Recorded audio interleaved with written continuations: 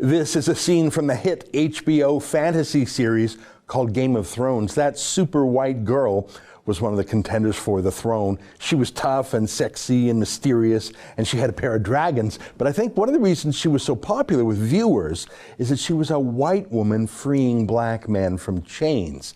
That was one of her official titles in the show, Breaker of Chains, just in case the show was too subtle for you. And that's the ultimate white liberal dream, isn't it? To free slaves, but not just any slaves, to free black slaves. And why not? Slavery is a stain on society, and it remains the United States of America's worst moral error, and its costliest error too. The U.S. Civil War cost more lives than all other U.S. wars combined, and its seeds of discontent linger on through the era of Jim Crow and segregation, and even the racially tinged riots that we've seen these past weeks. But that's not actually what a liberator of slaves looks like. This is what a liberator of slaves looks like. That's who did it. That's Queen Victoria. Well, it wasn't just her, of course. The United Kingdom spent a century fighting against slavery, and I don't mean going to protests and saying, hey, hey, ho, ho, slavery has got to go in it. No, they actually fought against slavery. They dispatched the Royal Navy, the greatest military force in the world at the time, to stop slavery.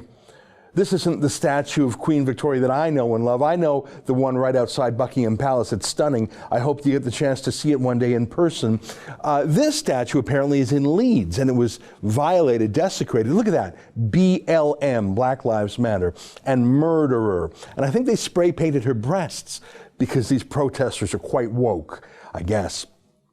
I think this is a shot of the same statue from another perspective, BLM slave owner, and slag, which is a British way of saying the derogatory word slut. But is it true? Did Queen Victoria kill blacks and enslave blacks? No. Neither did Abraham Lincoln, the great emancipator, who freed 4 million slaves after the bloodiest war in U.S. history. Neither did Winston Churchill, who led the West against Adolf Hitler in Nazi Germany. Now you might think, look, that's a mindless mob that defaced the statues.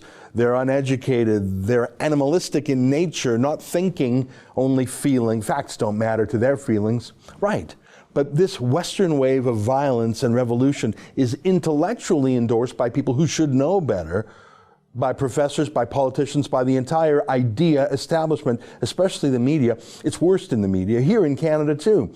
The mindless attacks on Rex Murphy for simply saying he thinks Canada is not systematically racist. I'm deeply embarrassed for the National Post that they bent the knee to their know-nothing millennial junior writers and let them have an op-ed calling for the deplatforming of Rex Murphy. I won't go through the whole argument again there. I did a monologue on that last week. To be clear, my objection isn't that some woke junior staffer disagrees with Rex.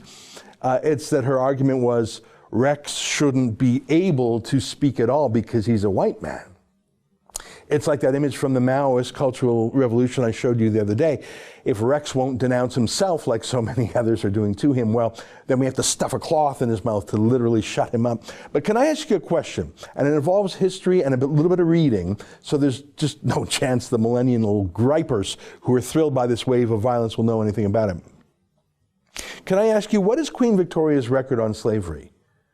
And what's ours? What's our Canadian record of slavery? Do Black Lives Matter here?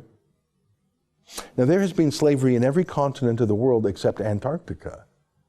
There was slavery throughout indigenous America before Columbus arrived. Slavery was an important part of Indian warfare and Indian economy in British Columbia, for example, for centuries. Slavery is a curse. It's as old as murder, really. In a way, it's the perpetual threat of murder. I own you. You must always do what I say, or I could kill you. And I am making permanent that threat by calling you my property to do with as I please. I am taking away any of your dignity or property in yourself. I own you. That's an ancient sin and crime, and it has threatened to manifest itself everywhere that humans have lived, and it has. But my case today is that we didn't let it take root in Canada. We did not. In fact, I think Canada is probably one of the least slavey places in the whole world. And I tell you that so that when some know-nothing on Twitter or some know-nothing working at the National Post, the Toronto Star, or Globe and Mail, or CBC tells you how racist you are, because we're all racist, because this country's racist, you can deny it with facts and hopefully with your feelings too. Let's go back a bit. How does 1772 suit you? That's before the United States had its revolution. That's before the French Revolution too. Here's a court ruling from the UK called Somerset versus Stewart. Let me read a bit. On return to a habeas corpus requiring Captain Knowles to show cause for the seizure and detaining of the complainant Somerset, a Negro, the case appeared to be this. Okay, some old-fashioned language there. Somerset was a black man. Captain Knowles had seized and detained him as a slave, and Somerset sued, referring to the ancient British tradition of habeas corpus. As you know, you can't arrest someone without having some proof they've done something wrong. That's called habeas corpus. It's actually Latin for have the body. As in, you have to have some proof that there was a crime going on if you're going to hold a man, seize him, detain him. Police can't just pick you up without habeas corpus. So if you're treating someone as a slave, well, you just can't do it because you want to do it. You're treating him like a prisoner. Prove that he should be a prisoner. That's what the law says. I'll read just a little bit more because it's a bit old-fashioned and legalistic language, as you would expect from 250 years ago. The Negro had been a slave to Mr. Stewart in Virginia, had been purchased from the African coast. In the course of the slave trade, as tolerated in the plantations, he had been brought over to England by his master, who, intending to return, by force sent him on board of a Captain Knowles's vessel, lying in the river, and was there, by the order of his master, in the custody of Captain Knowles, detained against his consent until returned in obedience to the writ. Okay, so he's brought from Africa to the colonies and then to Britain. And here's what the judges said about that. The question on that is not whether slavery is lawful in the colonies, where a concurrence of unhappy circumstances has caused it to be established as necessary, but whether in England, not whether it has ever existed in England, but whether it be now abolished. Now, maybe I shouldn't, I want to read this all to you, I just don't have time. It's a wonderful ruling. For the next paragraph, the judges give the most forceful denunciation of slavery, I think, that I've ever read. They describe its immorality, its corrupting effect actually on the slave master too, its practical effects on all of humanity, and mainly on the rights of the slave. It is a wonderful ruling. Can I invite you to Google it and read it for yourself? It's called Somerset's case. Anyways, the judges here don't try to ban slavery throughout the British Empire. I don't think they had the jurisdiction. This was just some guy in a boat in the river. But a slave presented himself and said, look, I'm in England. England does not allow slavery. And the judges said, by George, you're right. Shall an attempt to introduce perpetual servitude here to this island hope for countenance? Will not all the other mischiefs of mere utter servitude revive? And this, incompatible with the mild and human precepts of Christianity. And this, 'tis very doubtful whether the laws of England will permit a man to bind himself by contract to serve for life. As in, you're not even allowed to sign a contract to be a slave for your whole life. You just won't be allowed to do it by the government. This is 250 years ago this was written. These judges just wouldn't have it. Anyhow, amazing case. It was shortly after that case that William Wilberforce's Committee for the Abolition of Slave Trade dedicated itself to the project of banning slavery everywhere, really. That's the subject of the movie Amazing Grace. I should say it again. As the judges said, Christianity was the motivating force for Wilberforce, for so many of the other abolitionists. It was mentioned in the court cases I showed you. I contrast that with Islam, which legalizes and normalizes slavery, both slavery of men and the rape slavery of women. Muhammad himself had slaves. Christianity is unusual in not only its rejection of slavery, but its motivation to redeem captives around the world. And that's such a key point here. The UK was ridding itself of whatever vestiges of slavery were in its own island. That's what Somerset's case said. It didn't ban slavery in the 13 colonies in America. It's just said, don't bring your slavery here back to England. We won't accept it. That's bold. But then the Brits said, all right, well, let's free the whole world. They actually said that, and they went about doing that, and not by rioting and looting their own cities. Look at this, an act for the abolition of the slave trade. It was passed in Parliament in 1807. Now, it didn't ban slavery itself in the British Empire, but it banned the slave trade. So if you were already a slave, it did not free you yet. But it was a direct attack on the industry of slavery, the capturing of slaves, the shipment of slaves to auctions. It was the starter pistol for the Royal Navy's Great War on Slave Traders back in 1807. And if that wasn't tough enough, well, it got tougher. The Slave Trade Felony Act turned slave trading into a crime on par with piracy. And if you don't know, pirates, especially back then, were deemed to be outside the law. It's sort of like terrorists. They had very few rights in law. They could be executed almost on sight after a drumhead trial. To be a slave trader in the face of the Slave Trade Felony Act was as risky back then as being a member of ISIS. Now, actually riskier. They didn't have a Guantanamo Bay. They just killed them. Back then they had Royal Navy ships, not drones. The Royal Navy set up a special fleet just for the purpose of stopping slave ships. They called it the West Africa Squadron. It was fully 1/6 of the entire Royal Navy, ships and Marines. Over the course of 50 years, this was a 50-year war against slavery. This West Africa Squadron seized 1,600 different slave ships. 1,600. Can you imagine? They freed 150,000 Africans who were being shipped to slave markets. It's like Schindler's List. Now, these were not British citizens. This was not actually in the economic interests of Britain or the colonies. This was purely done as a moral expression of British and Christian ideology in the face of evil. It wasn't just military. Britain signed treaties with countries throughout Africa to press them to stop the slave trade. This had never happened before in history. Forget your Daenerys Targaryen Game of Thrones. This was on Queen Victoria's watch.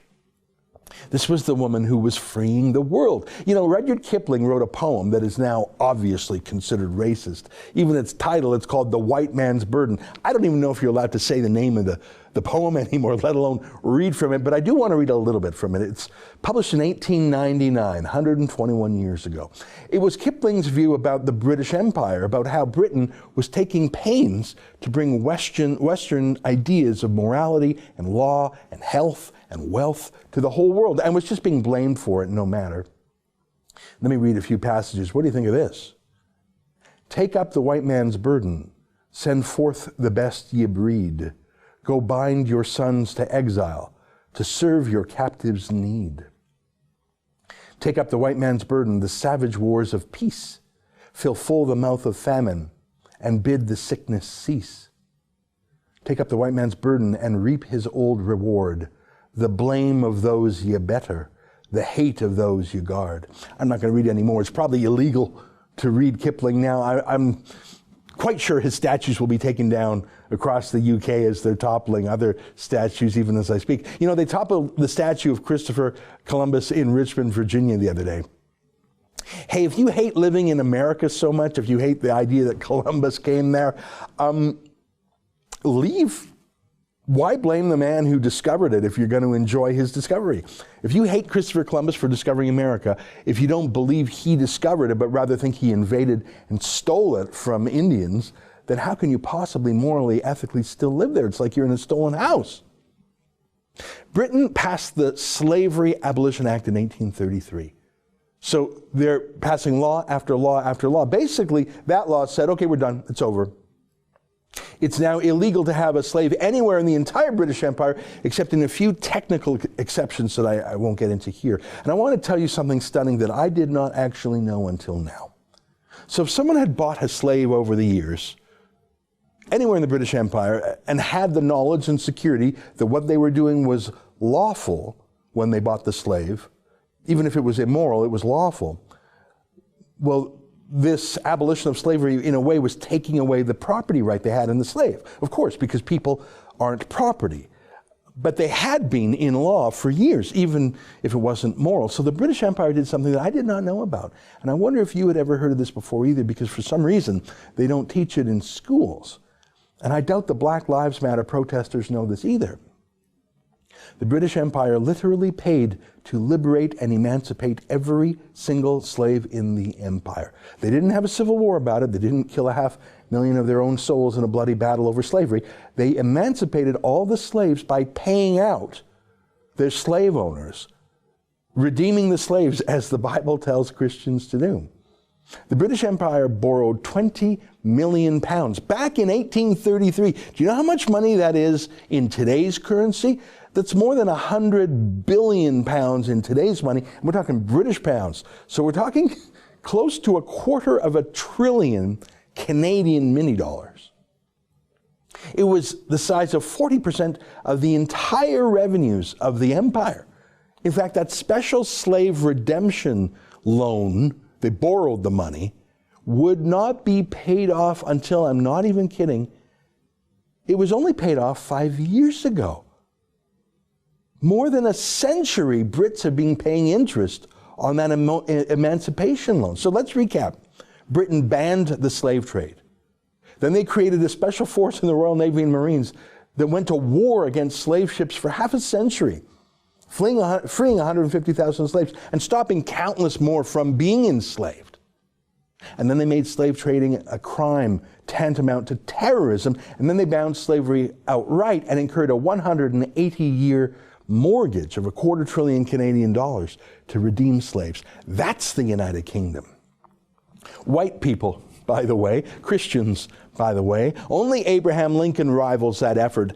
And as he wrote to a New York newspaper in 1862, if I could save the Union without freeing any slave, I would do it. And if I could save it by freeing all the slaves, I would do it. And if I could save it by freeing some and leaving others alone, I would also do that. So, yes, he freed the slaves, 4 million, and he was a great, great president, but freeing the slaves was not his main purpose.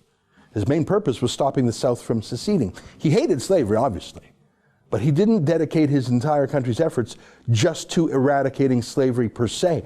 The British Empire did. And of course, Canada was part of that British Empire. And let me close by showing you something that I never learned in school. And I went to school in Canada. And I want to learn about Canada because it's my country. When did we get involved in this? What's our role? Are we racist? As Trudeau, the ignoramus, says. Trudeau, who's never read a book that wasn't a comic. But it is a time for us as Canadians to recognize that we too have our challenges. That Black Canadians and racialized Canadians face discrimination as a lived reality every single day.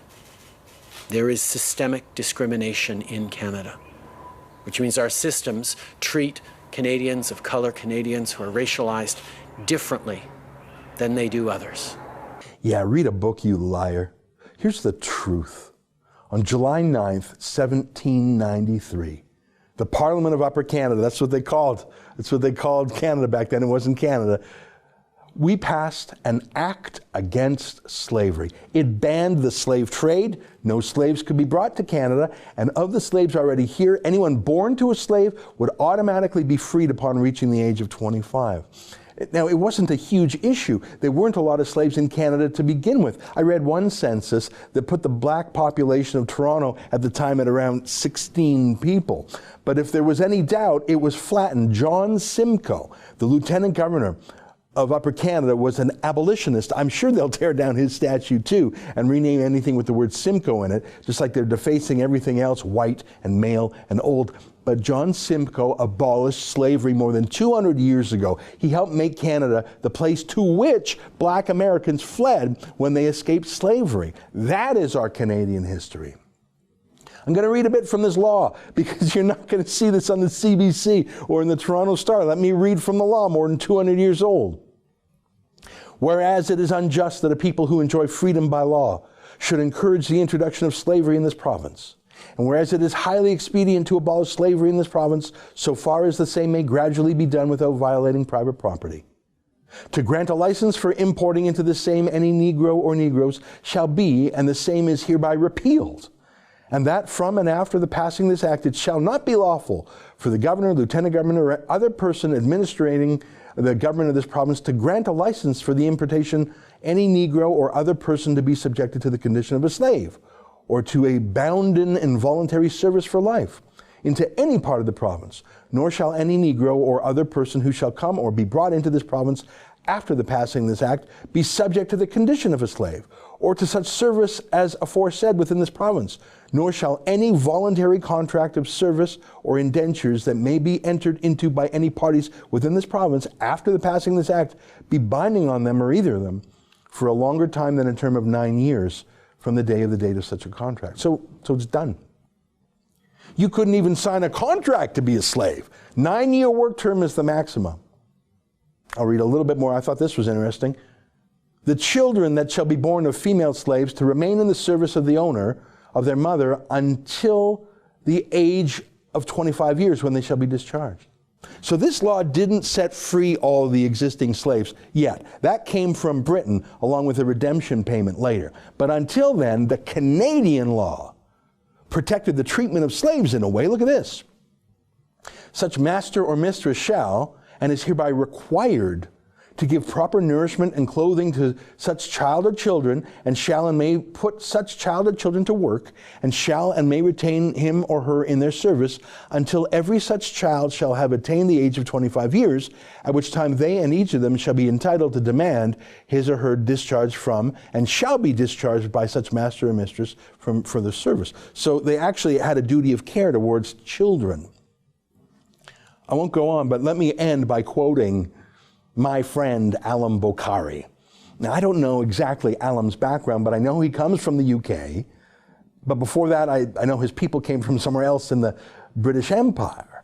And like so many people who were the subjects of that happy and gentle empire, he knows that despite all of its flaws, the British Empire was the best thing to ever happen to a place in the world, because it brought the rule of law and justice and education and health and construction, and it brought the liberal precepts of Christianity even to lands that had never heard of it before, and they were the breakers of chains. And here's what my friend Alam said last night, and oh, did it cause a fuss. He said, and he's not white, he said, white people abolished slavery. And you know what? It's true. Now, there is still slavery in parts of the world, in Africa, in Arabia, in parts of Asia, even in China. There are more than 1 billion people who follow a prophet who not only kept slaves himself, but instructed his followers on the power you have over a slave. You can kill a male slave, you can rape a woman slave. Best not to talk about that, though. Yeah, every country has its flaws, because every human being has flaws. Queen Victoria, you know, other than Moses himself, no one in history freed or saved or stopped more slavery than Queen Victoria. And we Canadians were right beside her in the fight. In fact, we were passing anti-slavery laws in Canada decades before she was even born. Black Lives Matter? Yeah, mate, we know. Because we're Canadians. Maybe read a book. That's an excerpt from my daily show, The Ezra Levant Show. Every day I do a monologue on the news of the day, then I interview an interesting guest, and then I read my hate mail. You gotta subscribe. Go to rebelnews.com.